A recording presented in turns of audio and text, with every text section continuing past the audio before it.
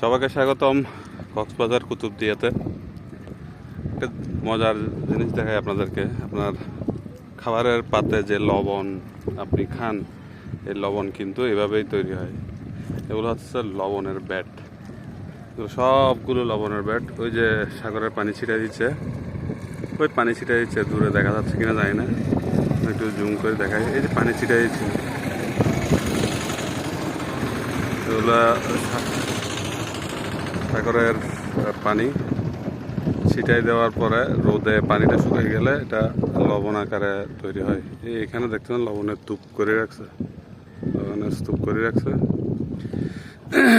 এই লবণ হচ্ছে যে সাদা স্বর্ণ, মানে সাদা ডায়মন্ড বলা যায় এই অঞ্চলের। এই দেখেন, এই পানিগুলো যখন এখানে যত পানি ছিটাবে তত লবণ তৈরি হবে। পানিগুলো শুকায় গেলে লবণ দেখায়। এই যে স্তূপ করে রাখছে, দেখেন না, এই যে লবণের স্তূপ, মানে এখান থেকে এটা জড়ো করে এইভাবে স্তূপ করে রাখছে।